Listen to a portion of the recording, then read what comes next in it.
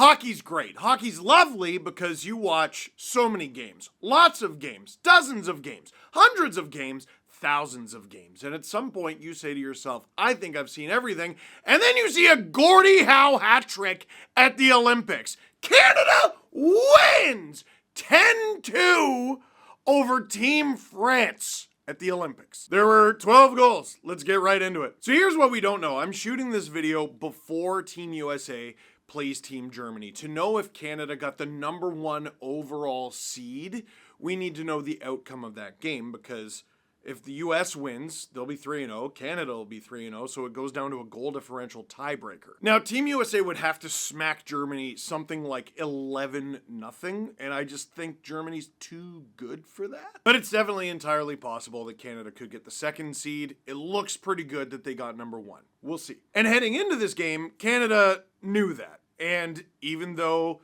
it's France, you expect to beat France, you're probably going to win the group, you're probably going to do pretty good with the goal differential, you got to run the score up. But interestingly, like Canada has done in each of their games at these Olympics, bit of a slow start. Like, they're trying to score. You wouldn't call them overly passive, but they're just trying not to make any mistakes. But it was funny because at different points during this game, you could tell Canada just got frustrated and was like, what are we doing? Enough of this. It's France. Score. All due respect to France. But score! Drew Doughty, he's been around the block a few times. He's like, what are we doing? Bah! He puts it on, stopped by Julian Junka. There's a rebound. Tom Wilson dives into the thing, and he scores an Olympic goal. Tom Wilson scored a goal at the Olympics. Here's what's funny about that. A lot of you are like, yeah, he's on the Olympic team. He's on the first line of the Canadian Olympic team, actually. I don't think you understand how, like, early career Tom Wilson, sort of after early career Tom Wilson,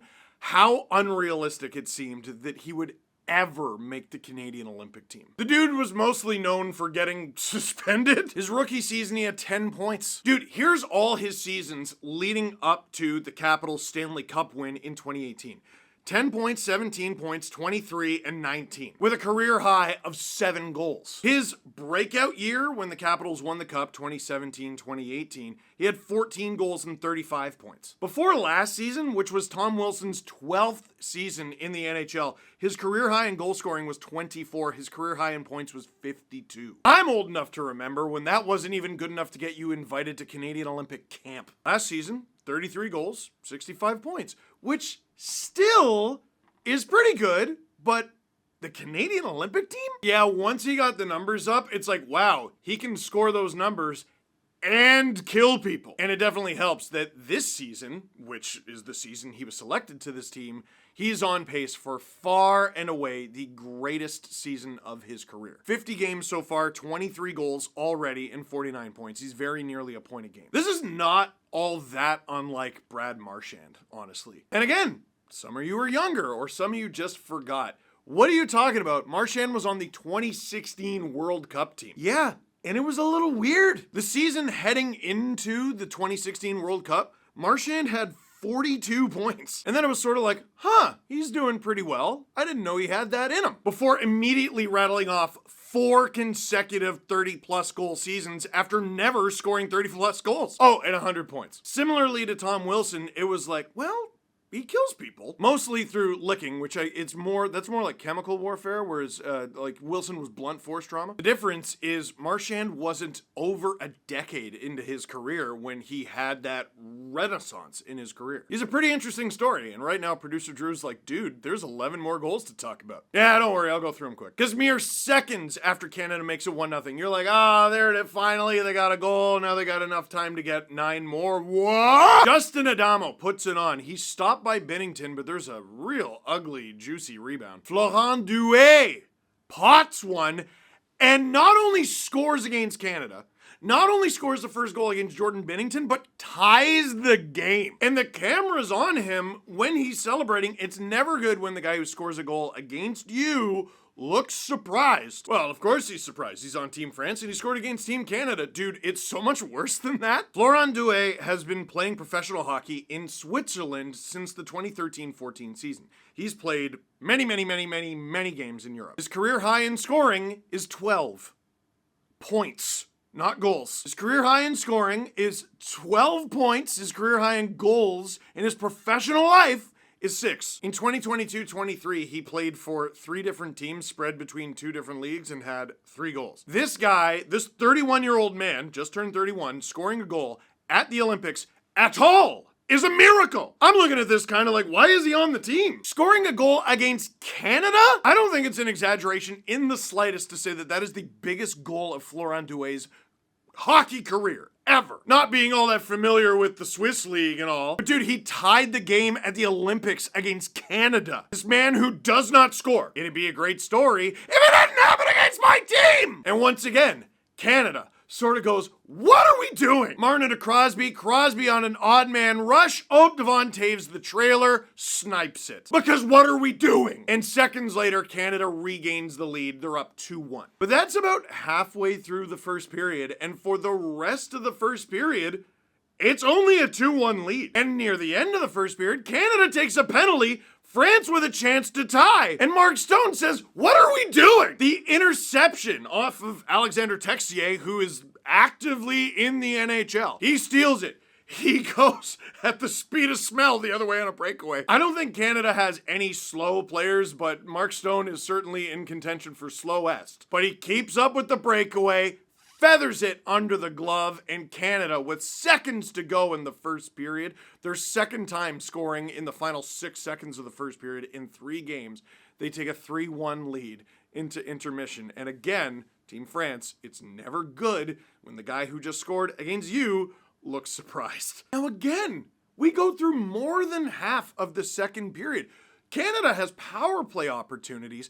They're not scoring. It's still a 3-1 lead. This is still a winnable game for France. Forget about running up the score. They're 2 shots away from tying the thing. And Cale Makar, with the force of 1,000 suns, says, what are we doing? Hands goes in a little bit further every time he moves. And he ripped that puck with genuine anger. 4-1 Canada. All right, they're probably going to win the game. I think running up the score is off the table, though, right? That's when the floodgates open. Macklin Celebrini, hauled down. They point to center ice. Penalty shot. Celebrini, who had to get a note from school just to show up at these Olympics. It's not true, but it's age appropriate. On the breakaway, walks in. Doesn't make a mistake. Doesn't celebrate either. Celebrini becomes just the second player to score a penalty shot goal in an Olympics with NHLers since 2002 when it was someone on Team Latvia, which makes Macklin Celebrini the first ever Canadian-born NHL player to score a penalty shot goal at the Olympics. The future is red and white, and Canada has a 5-1. Oh, they're not done. The Crosby line, which you might call the perfection line, although it's not even the best line they have. The Crosby line of Crosby, Marner, and Stone, they close in on the French. Crosby tries to send a pass through to Marner. Didn't need to. Off of the sticks of the French and to the back of the net late in the second period. It's 6-1 Canada. The floodgates have opened. 20 seconds into the third period. Canada knows what the mission is. Get it up. Connor McDavid flies in, buries it. And for those of you keeping score, that is Connor McDavid's 9th point of these Olympics, breaking the record for points in a single Olympics by a Canadian-born player with NHLers at the Olympics, set by Jonathan Taves in 2010. It is still the prelims, and when he scored this goal, the prelims were not over. Yeah, no, he's not screwing around. But about a minute later, I hated this. Here's the thing about Jordan Bennington. Are his numbers good? Well, at the Olympics, yeah. Heading into this game, yeah. In the NHL, no. No, he's like no. He's bad. When the games matter, dude, the game against Sweden, he was not good. And then they played again against the U.S. in the prelims, and he was not good. And then they played the Finns, and he was good until it was like, that's his best performance, but I don't know if you can call it good. The finals come, and he's the greatest player on the ice for either team. This game, I don't know how much the rest of the team cared. I mean, they cared. They didn't want to show up their opponent when they scored, but like, they also weren't fired up about the goals that they scored. You scored a goal at the Olympics. Every one of them should be, but like, I don't know, you're up 7-1. on France, which a lot of fans would call like disappointing. So I don't know how engaged they are. Sacha Trey walks in for the French and just wires it. And it beats Jordan Bennington, who plays in the NHL. And you're not in danger of losing this game. You're going to have a great goal differential over the United States and hope for the 1 seed. But still, you see that goal in and you're like, heavens no. I didn't like it. What you're forced to do as a Canadian hockey fan, as a fan of this Canadian Olympic team, here's what you got to stop.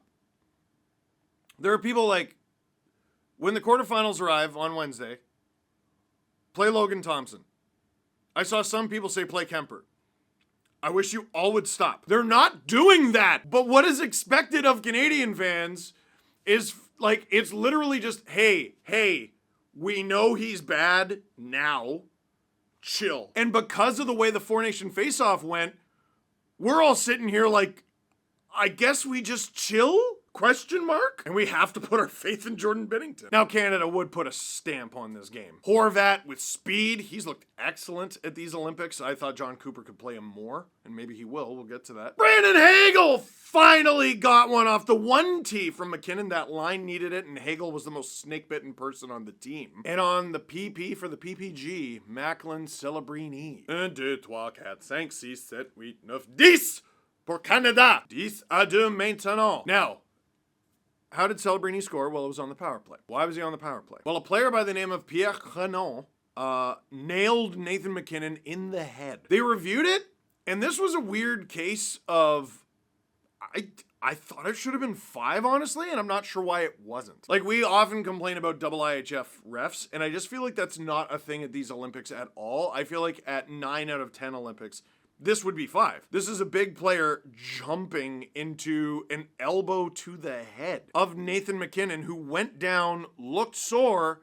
ended up being okay, we think. They show Tom Wilson coming onto the ice to talk to Pierre-Edouard Bellemare to be like, does anyone need to expire today? Pierre-Edouard Bellemare said no, which is French for no. Canada scores, Cronin comes out of the box. There's a brouhaha in front of the French net, and the gloves are off! You should have seen me on the stream. I'm like, Tom, don't do it, Tom! Now, Tom Wilson, to his credit, did not throw any bare-knuckle punches. It resulted in him not winning the fight. You need to throw punches to do that. But Cronin just started throwing all kinds of punches at Wilson. Now, here's why I was screaming, don't do it, Tom. The word was going around that fighting is not only an ejection from that game, but you're suspended for your next game, which for Canada, because they get a bye, would be the quarterfinal. That's an elimination game. That's a big deal. This is a player who's playing with Connor McDavid on the top line. It's a big deal. Until Elliot Friedman tweeted the following. The fighting major assessed to Tom Wilson is not an automatic 1-game suspension. Further supplemental discipline could be imposed if the IIHF wish to do so, but is not automatic as per the 2025-26 rulebook. And then after the game, he followed that up with, there will be no further discipline for Tom Wilson or Pierre Cronin. Cronin is cleared to play the qualifying round. Wilson clear for quarterfinal. I gotta be honest, why can Pierre play the qualifier? He threw bare knuckle punches at the Olympics. Is that... I've been saying this for a while now, on this channel, on the podcast channel. Your uncle's wrong. Oh, back in my day. No, today. Hockey, for at least a year, maybe 2, has been trending way tougher, more aggressive, and more violent. I'm not saying it's good or bad, but I am saying they just sort of don't call anything anymore, and they definitely don't suspend anything anymore. Which was one thing when it happened at the NHL level. It's an entirely other shocking thing when it happens at the Olympics. Gloves off, bare knuckle punches at the Olympics is an ejection from the rest of a game that's almost over? That's it? I'm shocked. I don't think Tom Wilson cares. I don't think Pierre Cronin cares.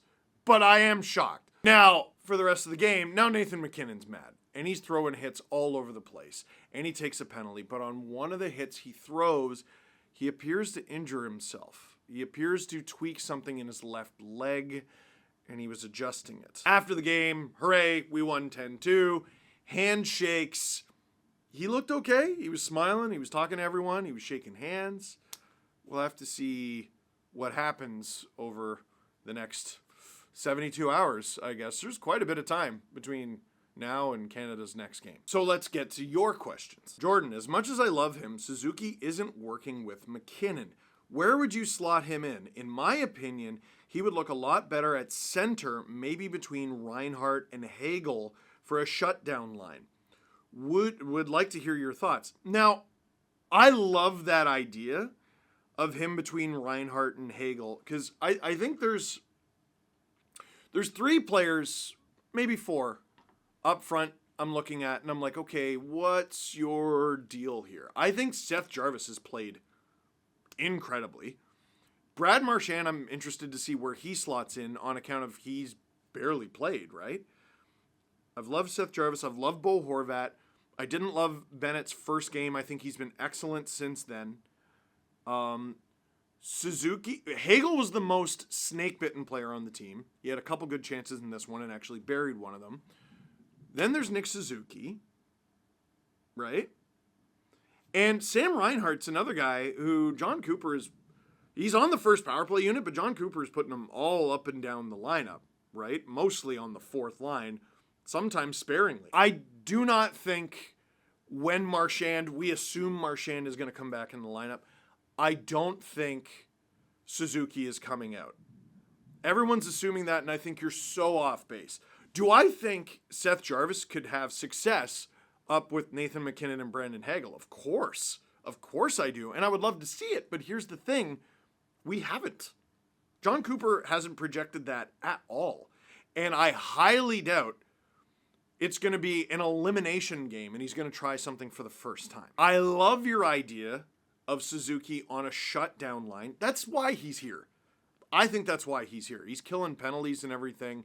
He can play center. He can play center. He is a center. It's can he play wing that is the question. I don't think, especially as your opponents get tougher and tougher and killing penalties is going to become a bigger and bigger deal, I don't think there's a chance Suzuki gets taken out of the lineup. I do love your idea of a shutdown line, and I think you made a pretty good one. I mean, geez, Suzuki with Hagel and Reinhart. The main problem with what you propose is now you're just completely remaking the McKinnon line. Unless what you're doing is putting McKinnon with McDavid and Celebrini. Crosby, Marner, Stone, you keep together. Shutdown line of Hagel, Suzuki, Reinhart, which then gives you a 4th line where you rotate Horvat, Bennett, Marchand.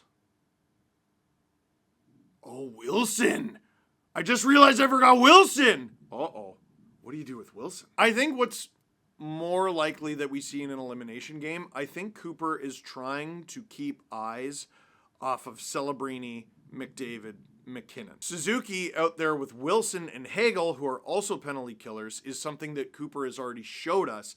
And to me, that's far more likely that he will try that. Crosby with Marner and Stone has never been split apart, never not once. That is the one line that I think is a free space. Then you're looking at a rotation of Reinhart, Horvat, Marchand, I assume gets in there.